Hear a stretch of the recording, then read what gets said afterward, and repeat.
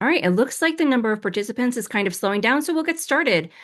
Greetings, everyone. I'm Bella, the Deputy Director of Digital Product here at Economic Policy Institute, and I want to welcome you to our webinar, Building Worker Power in the States When Federal Labor Laws Are Under Attack.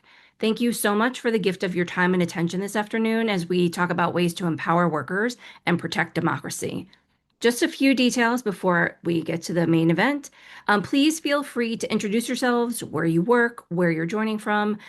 In the chat, we have the chat enabled. We have the Q&A enabled. So if you have any questions for one of the panelists, please drop it there. We do have a lot of content to get through and a lot of folks to hear from, though. So it is possible that we will not have time at the end to take your questions, but fear not, we're collecting all of them and we will do our best in the thank you email that goes out early next week and on the event page to address questions that come up. If you have a technical question or something else related to the webinar, feel free to @me in the chat. My name is Bella, and just to make sure everyone is aware, we are recording this. We're going to share it out post-event via email. It's also going to live on the event page. We will share the link to the event page at the end of the webinar, as we will also share a survey link because we would love to hear what your thoughts are, what you learned about this, how we could do better in the future. So please take a moment before returning to real life to just let us know what you think. And with that, we are ready to roll. So I'm going to turn you over to my name twin, the Director of EPI's State Worker Power Initiative and Deputy Director of EARN, Jennifer Sherer. Thanks, Jen. And I am really glad to have the chance to give a warm welcome, first of all, from all of us at EPI and from EARN, which is the Economic Analysis and Research Network, EPI's nationwide network of over 60 research, policy, and advocacy organizations that are fighting state by state for an economy that works for everybody. Today, we are going to get a glimpse of just some of the rich and varied work underway all across the country via our EARN network as state advocates, labor unions, and grassroots partners are working together to advance worker, racial, and economic justice. We also want to start off by reminding anybody attending that no matter where you live, you likely have at least one EARN group in your state. And you can take a look at the map on our EARN website to see who those groups are and how to follow and connect with them in relation to your own work. So we are here today to discuss collective responses to the reality that longstanding worker rights and protections are facing acute threats. These include very direct attacks from the Trump administration on workers and their unions, and attempts to roll back standards that have for many decades set a national floor for things like minimum wages, health and safety, non-discrimination, and other very basic rights and protections long taken for granted in most U.S. workplaces. We are going to be highlighting just a few of the state policy recommendations that appear in a now 8-part series of policy briefs that is available on our website. I want to say that right off the bat. Because there is a ton of information available in each of those policy briefs. We will definitely not cover all of it in this hour-long session, but we want to know, folks, that more extensive information is there in our series titled Holding the Line, State Solutions to the U.S. Worker Rights Crisis. So we urge folks to take a deeper look at the rich compilation of ideas and model bills embedded in those policy briefs. And today we are especially excited to hear some firsthand case studies from work underway on the ground. We're going to hear from EPI experts and guests from 3 different states. And here's a very quick roadmap of what we're going to cover. First off, we are going to have a chance to review and take stock of the intensity and the impact of some of the Trump administration attacks that are harming workers everywhere, from stripping union contracts for federal employees to rolling back overtime pay coverage for others, non-discrimination protections, and of course, using lawless attacks on migrant workers to instill a climate of fear in our workplaces and communities. We are then going to hear firsthand about ongoing organizing and state policy work that is meeting the moment and responding to these threats. Part of today's really good news is that workers are continuing to organize, both despite and because of these intense ongoing federal attacks, and that states can and often are stepping in to hold the line on worker rights. We're going to allow our guests to share some concrete examples of how this moment of crisis is also even providing opportunities not only to defend basic worker rights, but to strengthen many state level standards and open up new pathways to collective bargaining and unionization for workers who have, for many, many decades, been excluded from coverage under federal laws, often due to intentionally racist and sexist exclusions enacted by Congress. And of course, we are going to wrap up by considering what lessons we can all learn from each other's successes and challenges. So I am very glad to be able to first turn to Celine McNicholas, EPI's Director of Policy and Government Affairs. Celine, EPI's policy team has been very closely tracking Trump administration attacks on working people and unions since the start of 2025. So grateful to have you here to give us a brief summary of some of the major federal attacks that state advocates and policymakers should all be aware of, and what some of the available recent data are also telling us about how workers are responding in this environment. Okay, thanks, Jen. So as Jen mentioned, I'm going to provide an overview of Trump's attacks on workers and unions at the federal level. And these attacks paint a really ominous picture of labor rights in the US right now, but I do not want to create the impression that those federal attacks tell the full story. Clearly, that's not the case, given today's discussion of the good work going on in states to strengthen labor standards and expand pathways to collective bargaining. And it's so important as we talk through these attacks to really look for innovative ways to help workers win themselves union representation, because they are doing just that, as Jen mentioned, even in our system of badly broken labor law and policy. The Bureau of Labor Statistics released its annual union membership data yesterday, and that data shows that workers are demanding and winning unions. I'm just going to briefly talk a little bit about the highlights. 16.5 million workers in the US were represented by a union in 2025, and that's an increase of nearly 500,000 workers from 2024, and it marks the highest number of unionized workers in the US in 16 years. So that's super encouraging data, even amidst this like sort of ominous background of attacks on workers. And if you'll just indulge me, I think that a slightly closer look at the numbers is even more encouraging. Younger workers who tend to have lower unionization rates is where we actually saw the biggest increase in unionization in 2025.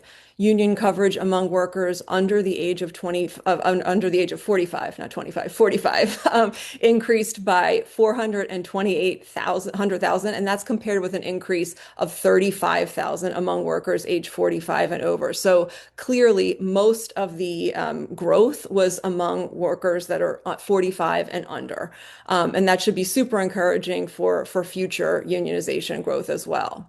And as you all know, there are large differences in unionization rates across the country, all the way from 3.1% in North Carolina to 26.1% in Hawaii. In general, it's longstanding that states in the Northeast and the West tend to have higher unionization rates. Unfortunately, states in the South tend to have lower unionization rates, and rates in the Midwest tend to be that sort of in between. But in 2025, there were signs of potential erosion of some of those regional patterns because the South accounted for close to half of all of the net gains nationwide. And we follow in this data the census definition of what is the South. I just want to make the point that I wouldn't read too much into the annual changes in any one state because obviously the sample sizes are very small. That's why we tend to look at trends regionally and over longer time periods. But I did want to flag that state growth in the southern region as well because I think it's really relevant to today's discussion. Now, you've given me the bit of encouraging data to start with, but I'm going to turn to the quick overview of the federal landscape on workers' rights and protections, which looks very different from that. So since Trump took office, I'd say this landscape can best be characterized as really a near daily attack on working people, whether that's through chaotic, sort of nonsensical economic policy, think tariffs here, signature legislation that, provided tax windfalls to the rich by making healthcare prohibitively expensive for working people, or the direct destruction of the only agency with authority to administer and enforce labor laws. Trump's just made life harder for working families. There can really be no other assessment of the last year plus. And frankly, in preparing for today, it was difficult to decide which actions to review with you. As Jen mentioned, the federal policy team at EPI has been tracking Trump's and frankly Congress's actions in this space. And to date, we have, if you include updates to original actions, nearly 300 actions logged that are really attacks on workers. I did my due diligence and tried to find a single administration action or frankly a congressional action that I could argue improved worker protections or enhanced workers' rights. And it's just simply not there. So it has been an onslaught of attacks and really an erosion of the fundamental rights and protections that were long fought. So I can't do that justice in the time that I have, but I'm going to highlight basically three main attacks that I think have far-reaching implications. Two of them are closely related. And so I'm going to talk a little bit about the National Labor Relations Board, which I mentioned is the only federal agency that can enforce workers' rights to a union and collective bargaining. And for 90 years, it's been an independent agency. And just to let you know what that really means, it was designed by Congress, all independent agencies, to ensure that people that safeguard important public interests are not like basically political hacks, right? So the people that are coming up with consumer product standards that keep us all safe are not subject to the whims of a politician. But since day one, Trump has really been unrelenting in his attacks on independent agencies, and he's been successful at reshaping this landscape. His actions have directly undermined the well-being of workers and consumers. And just going back to the board, one of his earliest actions within the first 7 days of taking office was to fire a National Labor Relations Board member. And when he fired her, he was very clear that he fired her because her opinions had, quote, unduly disfavored employers. And that's an implicit warning to any future board member about how Trump wants his board to rule. And it really destroyed the independence of an agency that had enjoyed it for essentially since its founding 90 years ago. In a very similar vein, Trump fired several EEOC, and that's the Equal Employment Opportunity Commission, commissioners, and he removed them for no reason beyond the fact that they didn't agree with his views. Or at least he could presume that they would not agree with his views. And those firings had the effect of leaving, the main federal agency, tasked with ensuring that people are not discriminated against on the job with a quorum. They could not act in lawsuits. They couldn't take votes on things. And as a result of that, they had to drop several lawsuits that would have expanded anti-discrimination protections. When the chair of the EEOC was asked about these lawsuits at a Senate hearing, she explained that she had to drop the cases because her agency is no longer independent and had to comply with Trump's orders. A former EEOC general counsel stated that dropping the lawsuits constituted, and I want to get this right, an unprecedented abdication of the agency's enforcement responsibilities. So, the EEOC essentially has had to pivot and adapt all of its lawsuits to Trump's really draconian, views that essentially promote discrimination in the workplace. I don't think that's an overstatement.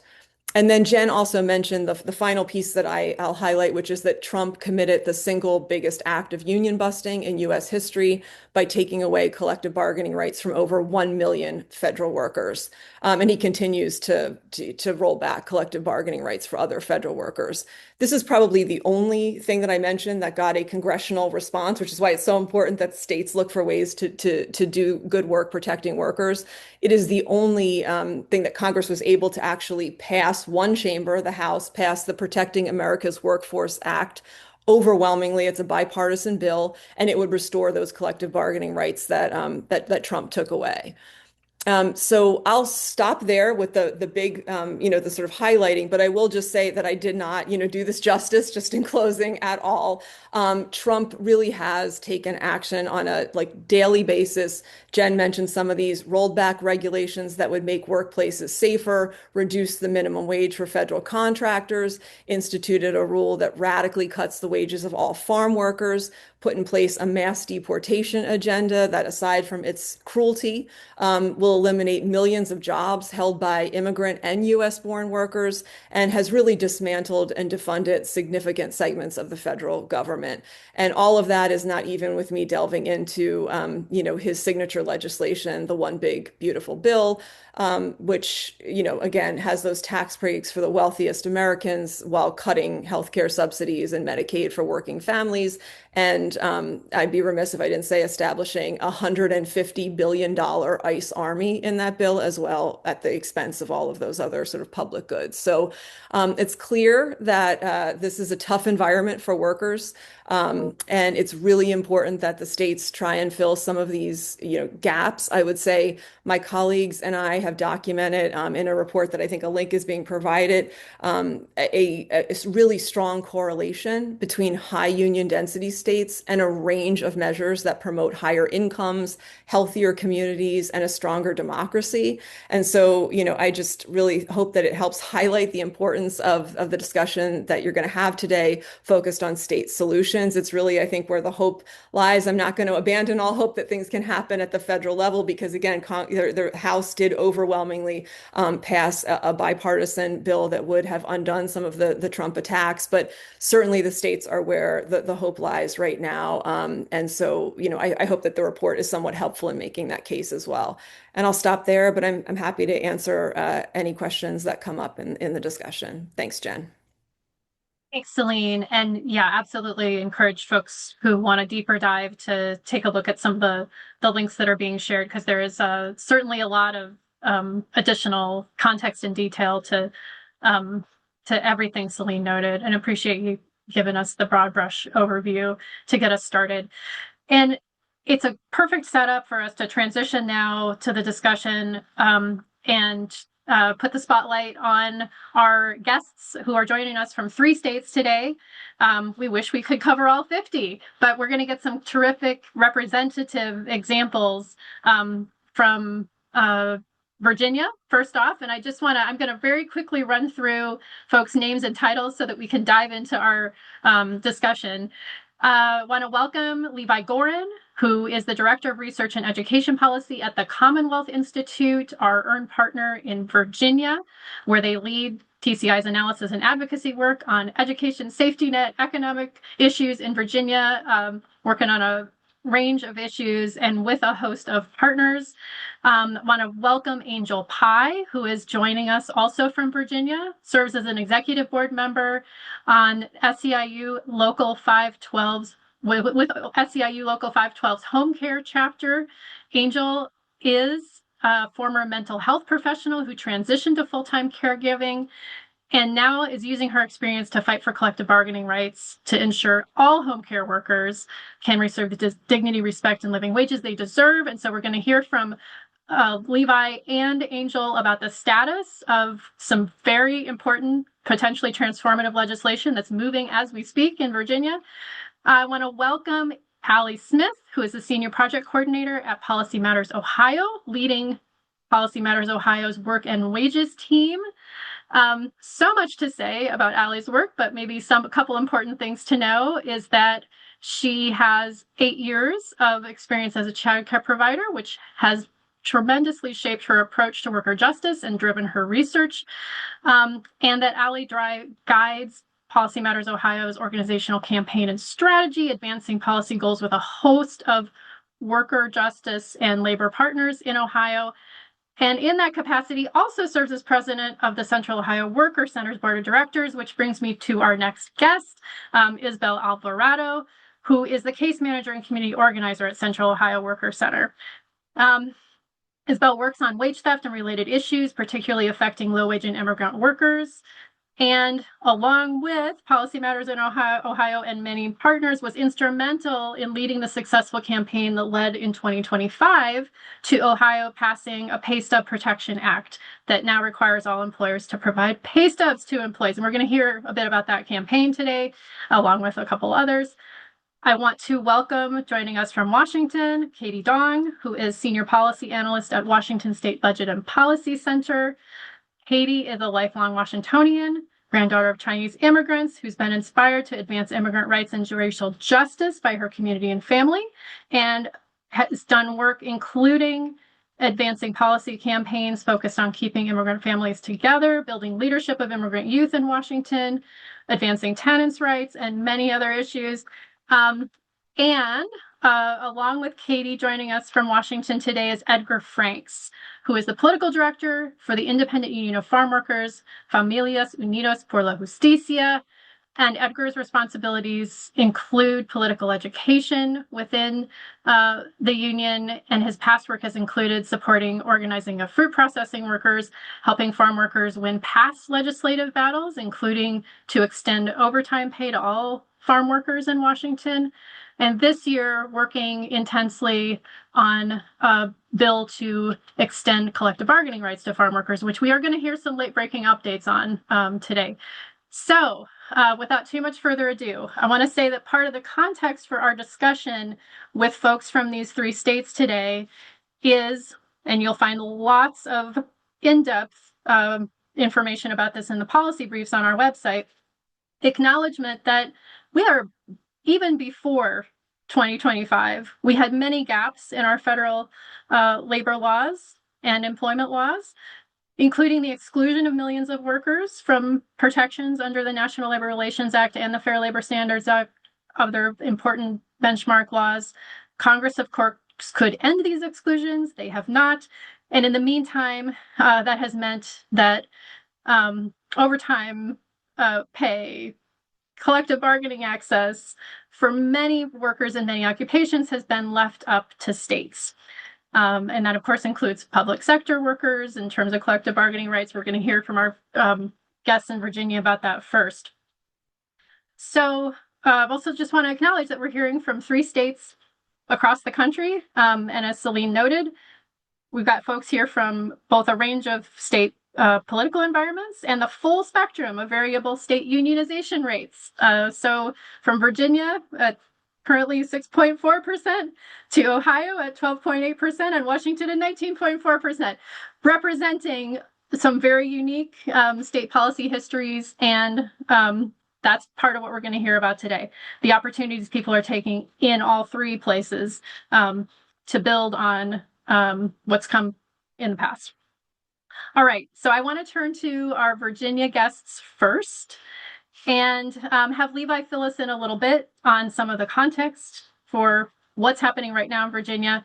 This year, the legislature, with a new governor in place, is taking the opportunity to move a really ambitious package of bills that reflect a pretty long list of priorities that both Commonwealth Institute and many labor partners have worked on for years to get to this point. Including, of course, the legislation to extend collective bargaining rights to all state and local government workers. I want to turn it to you, Levi, to give us a little brief overview of the context for how this is unfolding and the steps Virginia has taken toward expanding pathways to collective bargaining for public employees in recent years. Sure, thanks, Jen. So in Virginia, the ban on state agencies and local governments being able to collectively bargain with their workers, we can trace it all the way back to the 1940s and a reaction against organizing by Black workers at University of Virginia Hospital. And that ban has been really hurting Virginia workers for the last 80 years or so. We did see some forward progress in 2020 when the legislature, thanks to a lot of hard work by a lot of working people and unions, created a local opt-in system where local governments and school boards could choose to let their workers engage in collective bargaining by passing a resolution or ordinance. But state employees were still totally excluded from collective bargaining. Home health care workers, who we're going to hear from in a bit, were totally excluded. And we know that that sort of like patchwork local system, while it provided access to collective bargaining for tens of thousands of workers who did choose to organize, it's not good enough because it left out too many people. So this year, we are very excited that we have some legislation to fix that. both the House and Senate passed versions of bills on Tuesday that would expand collective bargaining to state employees and local government employees and school board employees. Unfortunately, each chamber left out key groups of workers. So in the House, they chose to exclude campus workers and university hospital workers, even though those university hospital workers are like the folks whose exclusion this whole ban is rooted in. They're continued to be excluded in the House bill. And then the Senate bill leaves out home care workers, who are some of the lowest paid workers who have been fighting the hardest in our state to make sure that people have more access to labor protections and collective bargaining rights. So we're now in a sort of 3-week sprint to get these two bills consolidated in a way that doesn't leave anybody out, because we know that everybody in Virginia deserves to have a union if they and their coworkers choose to adopt one and engage in collective bargaining. So that is like the super short overview of where we are in Virginia. It is a very exciting moment. We do expect that we will be able to get across the finish line, but we need to make sure that we do so in a way that is inclusive. And thank you so much for packing such a long history and the impact of the current potential impact of the current moment into a brief overview. And I think that's a perfect setup to turn to Angel. Hoping, Angel, that you can tell us a little bit both about your personal experience as a home care worker, what motivated you to become involved in organizing, and why is collective bargaining so important for home care workers in Virginia? Oh my, that is a lot. How I began in home care, my son, Alexander, he had sickle cell anemia with a degenerative hip disorder. And so we kept finding ourselves not being able to keep a provider because they were leaving for better opportunities. And so it was brought to my attention that I could provide his care for him, being that I was doing it anyway. And so that's how I became a home care worker through Consumer Direct Services. I left. I tried to hold on to my mental health position as long as I could, but I couldn't because the first time that I saw my paycheck from Consumer Direct, I thought that it was an error. I was only making $9 an hour at that time, and that was around 2019. I thought that was my mileage check. And the lady at PPL said, no, that is your real paycheck. And at that point, we were getting ready to go into COVID. And I got a phone call from one of my colleagues saying, hey, SEIU is having a call promoting hazard pay for home care workers. And so I hopped on the call and found out that we had a home care union. I joined on the call. And that's how I got into this work, advocating for home care workers, service workers across the country, because we needed that representation and we needed people to understand that we're not a monolith. We come from all walks of life, different careers, different backgrounds, and we do this work because we care for the people that we take care of, even if they're not related to us. Collective bargaining. As you all can see in my background, we were on the road to crossing the finish line. And this week, the Senate took home care workers out of the collective bargaining bill. As a home care worker now, we are used to moving one step forward and being pulled back. So Collective bargaining to me means that we get to have a voice in how we are perceived and how we're represented, and being able to work hand in hand with the insurance companies and DMAS in order to create working conditions for home care workers that provide us with some stability and consistency and also respect. We as home care workers are still listed as domestic workers. There's nothing wrong with that because there's some wonderful people who provide that service. But in order for us to have a level of respect and our profession to be respected in a way that we can continue to fight and move forward, that has to change as well. So that is why collective bargaining, being able to sit down, change the things that are not productive for us as home care workers and really the state of Virginia. Because I don't think that they realize that home care is an investment that will get you a high yield return, as they say, because we're providing care now and in the future to millions of people who otherwise would not be able to get quality care in their homes. So we are asking you all who are here in Virginia, please stand with us in reaching out to your senators and letting them know how important this work is and how important having home care workers in the collective bargaining bill is, as well as higher education workers, because they were removed as well. And if our children aren't educated well, then they can't be productive citizens. And that creates a whole nother issue. So everyone on this call, on this Zoom, and in our chat, we are interconnected. And our survival depends on each one of us continuing to do the amazing work that we do.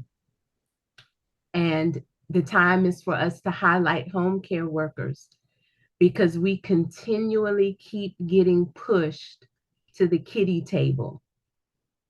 And collective bargaining will allow us a seat at the grown-ups table, as they say. And we can tell you what we need, how to implement it, so that we can continue to provide the great care that we have provided for centuries to people who need care. I thank you for this time and your support. You, Angel, for so eloquently conveying, I think, in a very concrete context. It made me think about something we say at EPI frequently, which is there is no path to gender, racial, and economic justice without worker power.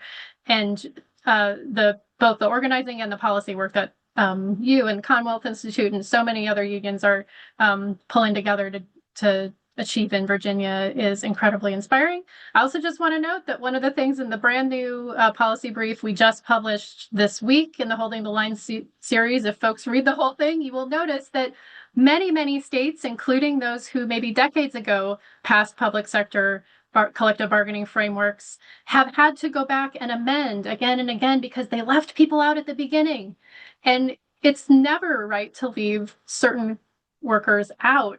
And the importance of this Virginia bill that is inclusive and that is trying to start out doing it the right way and including everybody is tremendous. And so I think the eyes of the whole country are on you all right now, and you have lots of support in getting this across the finish line. So I want to turn to our Ohio guests next, Allie and Isbel. Your organizations work on a very long list of issues. Today, we're asking you to share just a couple recent examples of how you work together to defend or expand state labor standards. Can you share a little bit of context, remind us of what Ohio's legislature looks like right now and how federal policy changes have been affecting Ohio workers? Yep, thanks, Jen.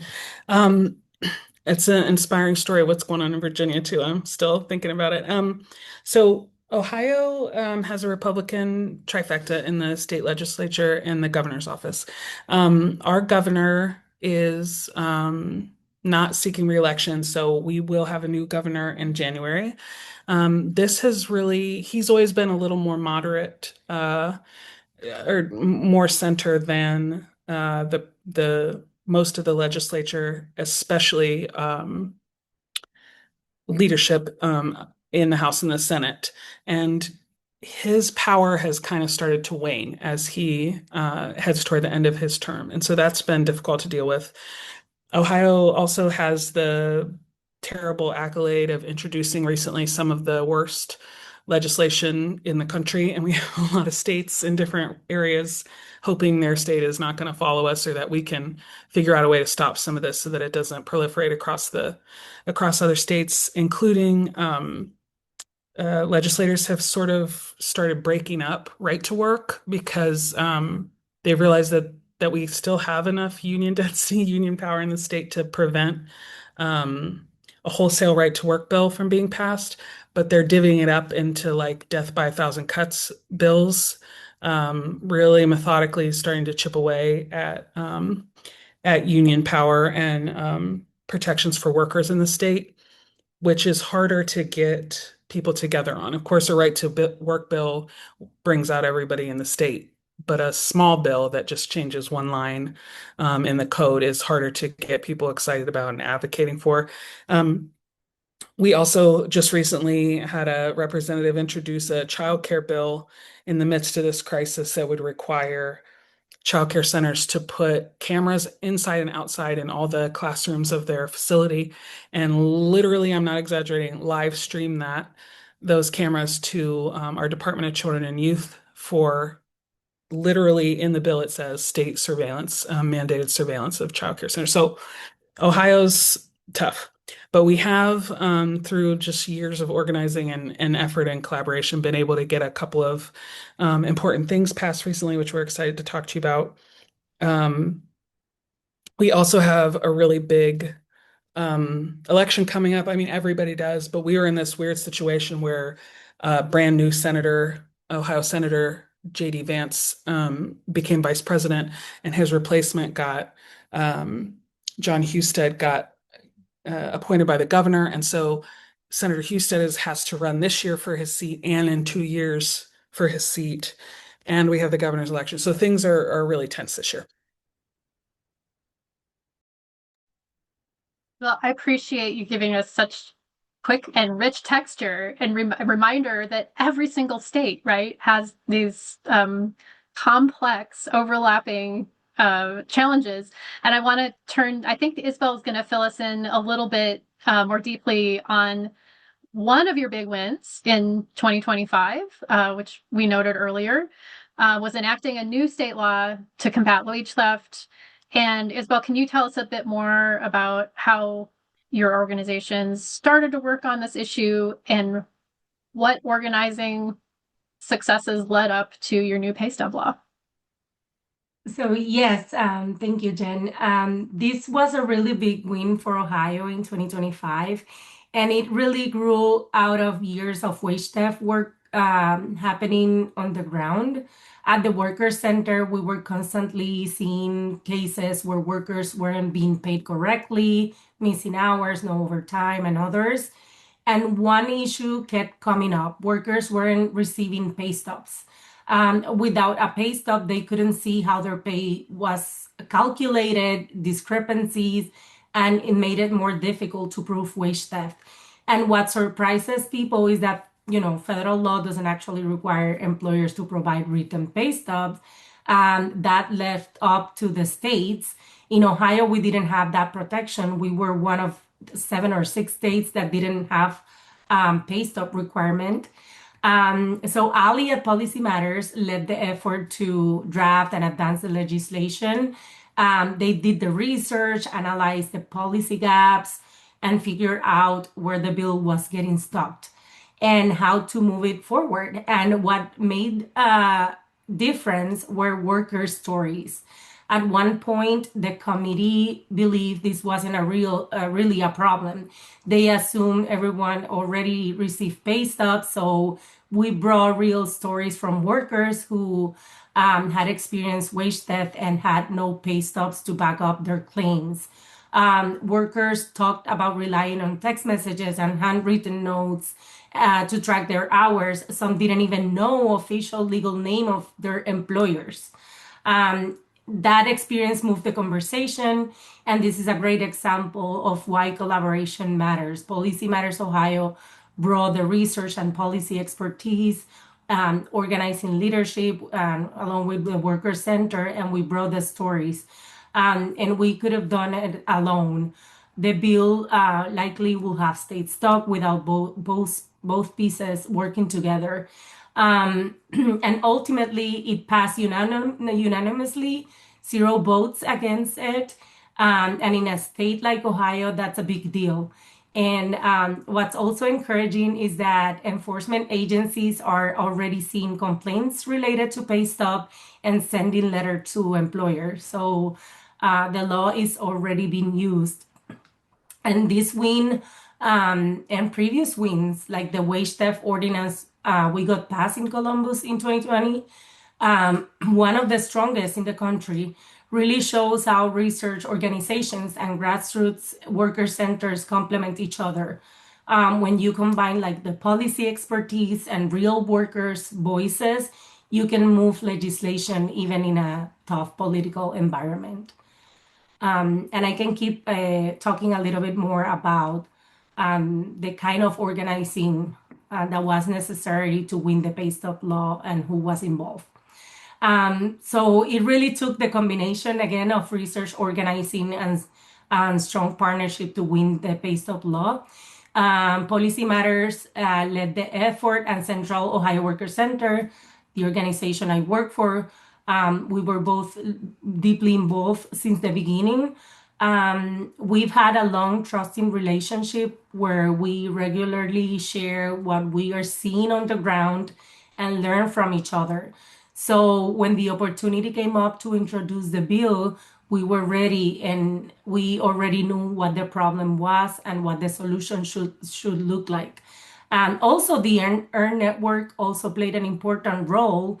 They help Policy Matter look at pay stop laws in other states and make sure the language of the bill was strong and technically sound. That gave us the confidence that we were introducing something solid and defensible. And in terms of organizing, we made sure workers were at the center of it. We provided the testimony of 3 different workers who had experienced wage theft and didn't receive the pay stub. Their stories were powerful and very real. Policy Matter testified, the Central Ohio Worker Center also testified, and we also brought partners like Ohio Poverty Law Center, Catholic Conference of Ohio to testify in support.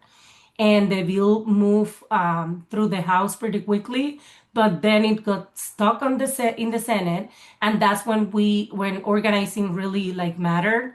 We met with the Senate members and shared these worker stories directly, especially stories showing how not having a pay stub made it really difficult to fight wage theft. PMO also created a simple flyer explaining why pay stub matter and shared it on social media and with committee members. We sent it out through email list and encouraged people to call their representatives. And once the bill got out of the committee, we pushed another email action asking people to call and urge a yes vote. In the end, it passed with a majority. And again, it was a strong example of what happens when research organizations and worker centers, faith partners, and legal advocates all working together can pass a bill like this. Thank you so much. It's such a beautiful illustration of when organizing research and policy advocacy come together to win something in a very challenging political environment. And if we had time, I would go back for even more examples, because it is not the only Ohio win that you and Policy Matters Ohio and many partners have notched up. I just want to note that there's some very direct connections and that we're learning from all of you along the way. For folks who are attending today, if you maybe weren't aware, believe it or not, things like how workers get paid and when they get paid is one of the things that our federal laws are very silent on. And it means that those details are all left up to states. So this pay stub law in Ohio is a big deal. We have, of course, a holding the line brief on wage payment that delves into this in more detail. Ohio folks recently had another win on preventing a bad erosion of child labor standards going into effect and winning a veto from their governor. So there's more about that both on their website and our website. We need to turn to Washington because we've got some pretty exciting and also frustrating updates on campaigns in progress there. So I want to turn to Kaitie and Edgar.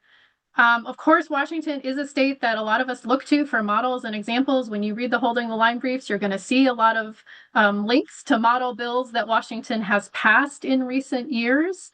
I want to turn to Kaitie and Edgar to fill us in on some of the legislation that folks have been able to introduce this year, and that just a couple days ago we got the disappointing news, did not make it across the finish line, but it's still very significant, and we want to kind of hear from you all what's next. That this year the legislature in Washington was considering a really important bill to extend collective bargaining rights to farm workers, which is something that Washington and most other states have not yet achieved. So I want to ask first if you can share a little bit of context with us. What are the factors that led up to this legislation being introduced this year, which my understanding is that it's the first time since 1992 that there's been a bill under very serious consideration. So I'll let Kaitie and Edgar take it away.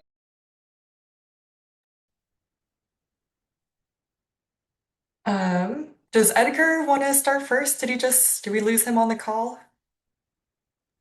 Why don't you go ahead, Kaitie, and we'll keep our eyes Okay. open. It looks like I know he's maybe in the Capitol or nearby right now, and maybe doesn't have the greatest connection. So we'll let you get started.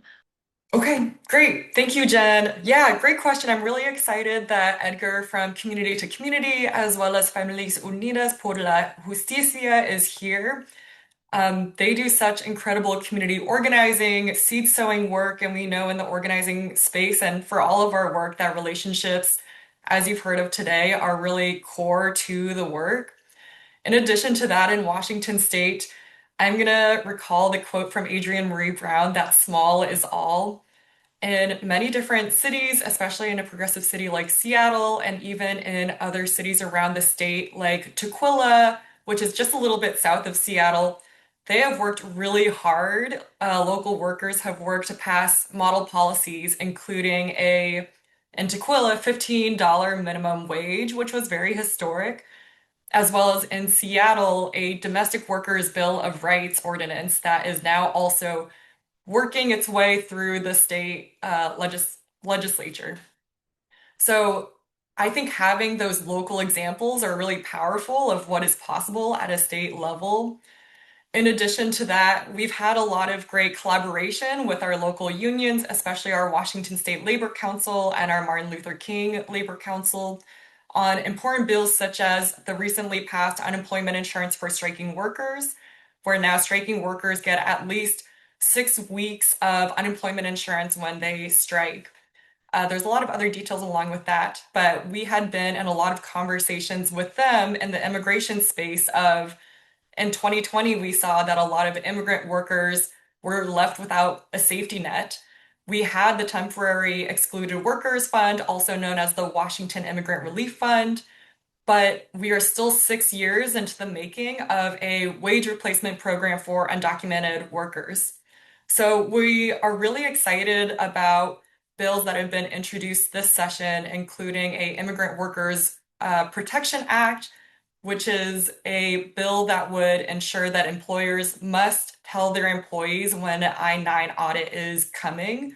They must inform them in their language and their usual communications model, as well as ensure that they are available to their workers if they are able to fix any of their documentation. So we're excited to see that, as well as, again, a domestic workers law. I was really excited to hear about Angel talk about their work in Virginia. This would ensure that there are written contracts between domestic workers and their employers, that there are lunch breaks. There have been some difficult carve-outs, but also having 15-minute breaks and other protections for these domestic workers. So we're very excited about that. And lastly, I'll just note, especially in today's climate of, as I believe Ali also talked about, surveillance, we really want to make sure that people and their privacy, their data is safe so that they continue to live in public life, go to work, provide for their family. One of our priorities bills to protect workers this year is also our automatic license plate reader bill. This would regulate agencies' ability to retain data from cars as they drive by, especially hospitals or other public areas. And happy to chat more about that, but I see Edgar is back and I would love to pass it to him to talk about the farm workers bill. Great. Thanks, Kaitie, for the overview. And Edgar, glad you were able to jump back in the middle of everything else you have going on. We'll turn it to you.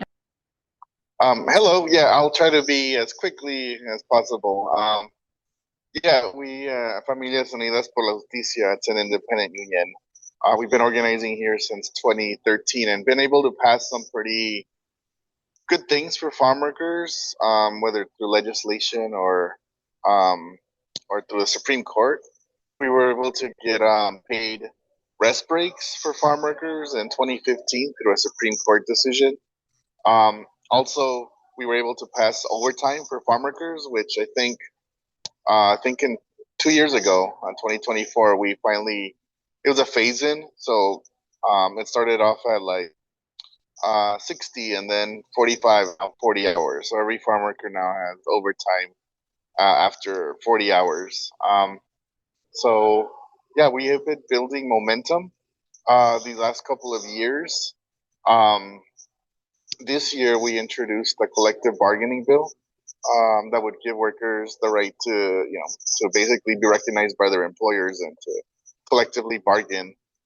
It's a little bit different because it would be under the Public Employees Relations Commission. So that would be the oversight body of the elections. It wasn't a whole board or agricultural board like in California. It would just be oversight over the elections. And, we're pushing either for card check or secret ballot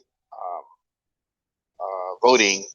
But I think we felt that there was an urgency of this bill, especially now that in Washington there's been like a series of bills that were aimed to protect immigrants, especially under the attacks of ICE, like the demasking of ICE, the flock cameras, the Immigrant Worker Protection Act, with the I-9 audits from ICE. And I think for us, it was kind of like almost like a mission of the union to grant these protections for other workers all around the state of the right to unionize, especially since one of our main organizers, since he was 13 years old, Alfredo Juarez, was detained and eventually he chose to self-deport. So we felt that in order to protect farm workers, which I think in Washington state, it's like 99% Latino with a huge portion of them being immigrants or undocumented immigrants. So we wanted everybody to have the rights to collectively bargain for some sort of protection and the ability to negotiate wages and working conditions, and also, start to write legally farm workers were excluded. I think it's been mentioned already before, along with domestic workers, on the basis of race, legally, from the National Labor Relations Act. Um, so we felt that this was the time to correct a historical wrong.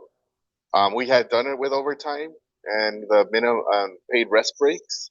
So we were hoping to pass this bill um, this year in legislature. It was the first year we were presenting it. We had pretty good momentum, but I think just on this Tuesday, we just got word that it didn't have enough votes to make it to get called for a floor vote, even though it was on the calendar to be voted on.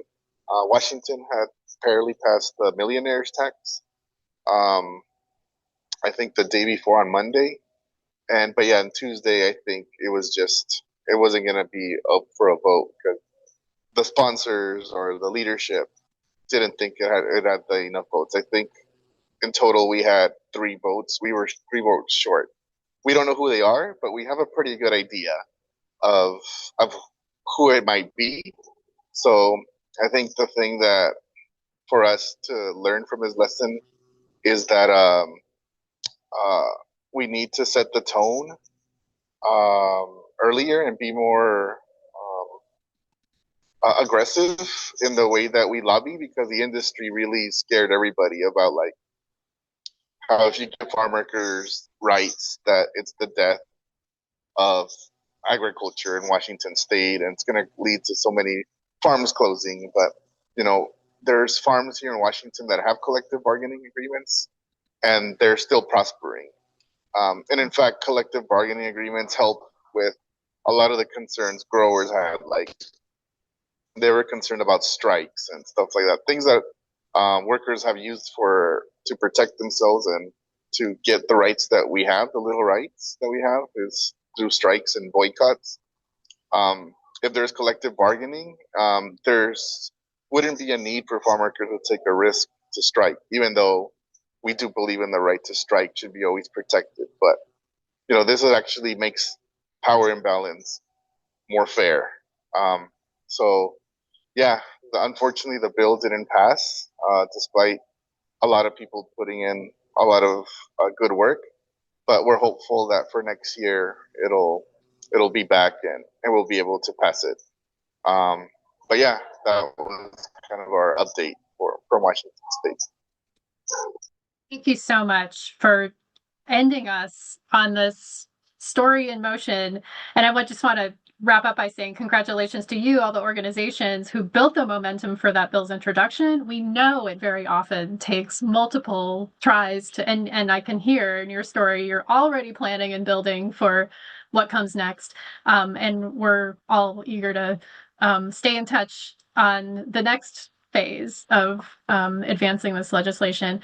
So I want to wrap up because we are truly 2 minutes away from our official hour. I want to thank everybody who joined us. I especially want to thank our guest speakers from Virginia, Ohio, and Washington for helping us today both take stock of and plan for how to face the powerful threats that we know are going to keep coming, but also to really powerfully remind us of our shared vision, which across state lines includes freedom, justice, dignity for all, and of course, reminding us that there is so much to do, but luckily none of us are doing this alone. We're really deeply grateful for the work that we got some glimpses of today that we know is continuing.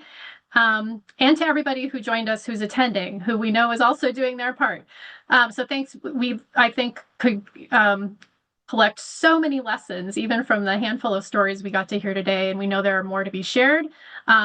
Because we are part of a big nationwide network of state advocates and labor and grassroots partners, this, of course, is just one stop along the way of continuing to share those lessons. So we look forward to the discussions that are ahead and the continued sharing. And we also look forward to lots more updates at the end of many people's legislative sessions this year that include some exciting victories.